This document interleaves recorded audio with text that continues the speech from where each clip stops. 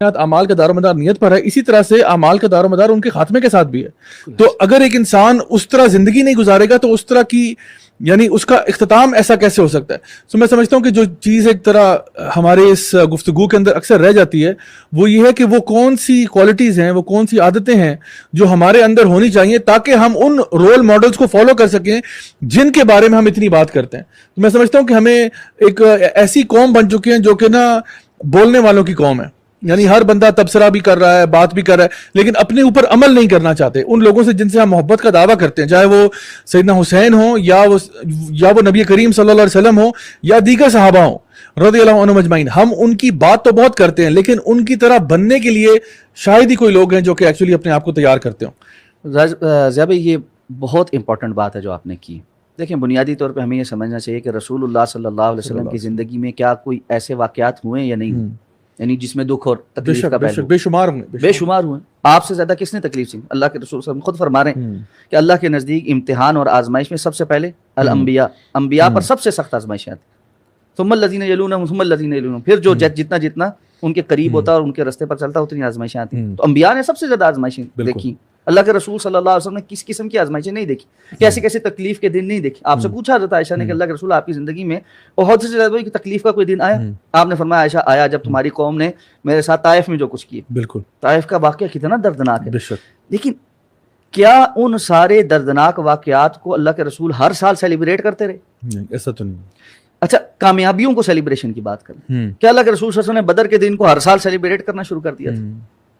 کیا فتح مکہ سے بڑی کامیابی کوئی ہوتی ہے؟ نہیں. جہاں اللہ ایسی کامیابی عطا فرمائے کہ تاریخ میں اس کی مثال نہیں ملتی، بغیر لڑائی کے ایسا روب اور ایسا شہر جہاں سے نکالا جا رہا ہے اور جہاں نماز نہیں پڑھنے دی جا رہی تھی، اللہ کے رسول صلی اللہ علیہ وسلم بیت اللہ میں داخل ہو کر لاٹھی سے بتوں کو گرا رہے ہیں اور جاء الحق وزهق الباطل ان الباطل كان زهوقا کی آیات تلاوت فرما رہے ہیں. اس سے بڑی کوئی فتح ہوتی؟ لیکن کیا اگلے سال اللہ کے رسول نے اس کو سیلیبریٹ کیا؟ جی جھنڈیاں لگوائیں، سارا کچھ کیا، جی آؤ مل کر سیلیبریٹ کریں. ہمارا مسئلہ ایک بن گیا ہے، ہم ہر واقعے کو سیلیبریٹ کرنے والی امت بن گئے. ہم نے سیلیبریشن کو حقیقت سمجھ لی ہے، دین کو منا رہے ہیں، اپنا نہیں رہے. اللہ، بڑی امپورٹنٹ بات، سبحان اللہ. ہم شہادتیں منا رہے ہیں. اور میں یہ ایک اور صراحت کرنا چاہتا ہوں، اہل السنہ نے بھی یہ کام نہ دوسروں کی دیکھا دیکھی رد عمل میں شروع کر دی. 10 محرم کو حضرت حسین کی شہادت وہ مناتے تھے، ادھر 1 محرم کو حضرت عمر کی شہادت منائی جا رہی ہے. بالکل. کب اللہ کے رسول صلی اللہ علیہ وسلم نے ایسا کچھ کیا؟ یہ بھی بدعت، یہ بھی خرافات کہ رد عمل کا شکار ہو کر آپ ایک ایسے کام شروع کر دیں جو دین کا حصہ ہی نہیں. تو میری ایک بڑی دست بستہ گزارش ہے اور میں ہمیشہ یہ بات ریپیٹ کرتا ہوں، اور خاص طور پہ آج بڑے ینگسٹرز بیٹھے ہوئے ہیں، میری آپ سے یہ بڑی گزارش ہے، درد مندانہ گزارش، جو جہاں تک یہ آواز پہنچ رہی ہے نا، اس بات کو سن کر میری گزارش یہ ہوگی کہ سب لوگ آگے دوسروں تک پہنچانا شروع کریں. دین اپنانے کی چیز ہے، دین منانے کی چیز نہیں ہے. بالکل. مسلمان اسلام کو اپناتا ہے، مسلمان اسلام کو مناتا نہیں ہے. ہم منا رہے ہیں، کسی نے محرم کو جو ہے نا اسپیشلائز اپنے لیے کچھ دن منانے کے طور پہ اپنا لیا ہے، کسی نے ربیع الاول کو کے کچھ دن منانے کے لیے رکھ لیے، اور جو باقی بچے نا انہوں نے رمضان کے کچھ دن منا لی. بالکل ایسا ہی ہوتا ہے، رمضان کا آخری عشرے میں کچھ 27 منا کے ہم چھٹی کر لیتے ہیں. بالکل. نمازیں بھی ہم بس رمضان میں پڑھیں گے، روزے بھی ہم رمضان میں رکھیں گے، برے کاموں سے بھی ہم رمضان میں رکیں گے، اور 27ویں کے بعد آپ نے جیسا کہا کہ جی مسجدیں بے روز، اور چاند رات کو تو ہم آزاد ہو جاتے ہیں. بالکل. قید ہم تھے، جیسے ہم تھے، شیطان نہیں تھا، ہم قید تھے. تو یہ جو کام ہے نا، اس سے ہمیں باہر نکلنا پڑے گا. ہمیں دین کی اساس اور بنیاد جو اللہ کے رسول صلی اللہ علیہ وسلم سکھائی تھی اس پر آنا پڑے گا، اور جس کو قرآن بار بار کہتا ہے، کیا؟ الا الذین آمنوا وعملوا الصالحات، جو ایمان لائے اور جنہوں نے عمل صالح کیا.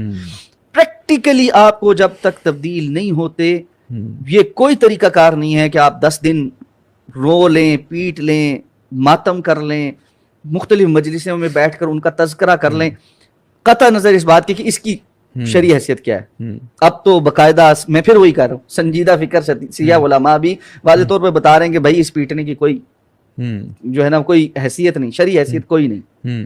ٹھیک ہے. اور مستند شیعہ کتابوں کے اندر واضح طور پر لکھا ہوا ہے کہ جس نے اپنے گال پیٹے اور اپنے جو ہے نا یہ رانوں پر ایسے غم میں ہاتھ مارا، اس نے اللہ کے رسول صلی اللہ علیہ وسلم کی نافرمانی کی. اور رسول اللہ صلی اللہ علیہ وسلم کی واضح احادیث تو بالکل واضح ہیں. من لطم الخدود وشق الجیوب جس نے اپنے گال پیٹے اور گریبان کو چاک کیا فلیس منا، اس کا ہم سے کوئی تعلق نہیں. غم منانے کا بھی اسلام نے ایک طریقہ کار دیا ہے. ایسا ہرگز نہیں ہے کہ اسلام ایسا کوئی دین ہے جو صرف عبادات کا مجموعہ ہے. خوشی اور غم منانے کے طریقے اسلام نے دیے. غم منانے کے طریقے بھی اسلام نے دیے. رسول اللہ صلی اللہ علیہ وسلم نے کیا کہا تھا؟ آپ کے بیٹے آپ کی گود میں سانس اکھڑ رہا ہے، نکل رہے ہیں، آپ کی آنکھوں سے آنسو جاری ہو رہے ہیں. صحابہ کرام پوچھتے ہیں اللہ کے رسول آپ بھی رو رہے ہیں؟ آپ نے کیا فرمایا؟ العین تدمع والقلب یحزن. آنکھ روتی بھی ہے، دل غمگین بھی ہوتا ہے، لیکن زبان سے ہم صرف وہ کہتے ہیں جس سے ہمارا رب راضی ہوتا ہے. انا للہ و انا الیہ راجعون. ہم بھی اللہ کے لیے ہیں اور اسی کی طرف پلٹ کر جانا ہے. اگر اللہ نے آج ایک نعمت لے لی ہے تو ہم نے بھی تو جانا ہی. اصل یہ ہے اگر کہیں پر بھی. اور پھر ایک سوال میرا، پھر اسلام نے فلسفہ شہادت جو پیش کی ہے، حق کے لیے، اللہ کی رضا کے لیے، دین کے غلبے کے لیے جان قربان کر دیں. صحابہ کرام نے تھوڑی قربانیاں پیش کی. آپ ان قربانیوں کو دیکھ کر اگر دن سیلیبریٹ کرنے لگیں گے تو پھر کچھ نہیں کر سکتے. سال پورا چھٹی کریں، سال پورا چھٹی کریں، دن اور رات بیٹھ کر نوحہ منائیں اور یہ کہیں گے جی بس اب فلانے کا غم ہے، اب فلاں کا غم ہے، فلاں کا غم ہے، فلاں کا غم.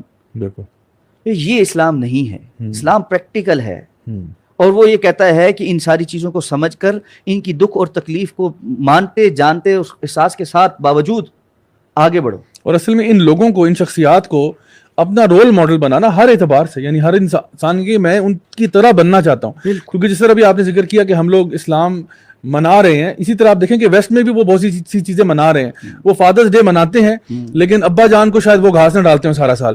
مدرس ڈے بھی مناتے ہیں لیکن اماں جان کو سارا سال گھاس نہیں ڈالتے. مطلب ان کا بھی ایک رویہ بن چکا ہے کہ ہم لوگ بس سال میں ایک آدھ دن ہمیں دے دو، اس میں ہم کچھ نہ کچھ مطلب معاملہ کر لیں گے. لیکن پوری طریقے سے اپنے لائف سٹائل کو چینج کرنا، اپنے آپ کو جس طرح ہمارے اعتبار سے جب ہم بات کرتے ہیں تو ہم کہتے ہیں کہ پورا کا پورا اسلام میں اتر جانا، ادخلوا فی السلم کافہ، تو اس چیز کی طرف